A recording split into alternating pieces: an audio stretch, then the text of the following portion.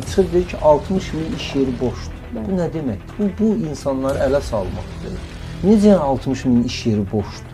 Yəni Amerikada belə işsizlərin bəlli bir faizi var filan, amma bu deyir bizdə biz qətərik də, qıraqdan onu deyir, qıraqdan işçi gətirək. Yəni bu insanlar, bax görün datalar nə qədər şişirdilib, özlərini nə qədər aldadır, özlərini nə qədər o əhali ilə reallıq hiss etib ki, çıxıb deyir ki, 60 min bizim iş yerimiz boşdur. 60 min, qardaş, bu bəs onda bütün gün o iş axtaranlar, dələduzların tələsinə düşənlər, öz kəndlər boşalıb. Hesabatlara görə səhv eləmirəmsə 300 ya 400 kəndin əhalisi boşalıb, yoxdur, kənd boşdur. O ruh kəndlər deyilə, o vəziyyətə düşüb. Gənclər yoxdur kəndlər. Onda onlar nəyə gəlib işləmirlər?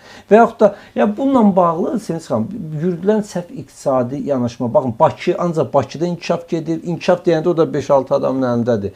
Regionlarda indi Aydın bəy dedi, regionların inkişaf proqramı milyardlarla pul xərcləndi. 4 dənə səhv eləmirəmsə proqram tətbiq olundu. Hansı regionda iş yerləri açıldı? Hansı regionda gənclərin məşğul ola biləcəyi, istehsal edə biləcəyi, ürətə biləcəyi bir müəssisələr yaradıldı?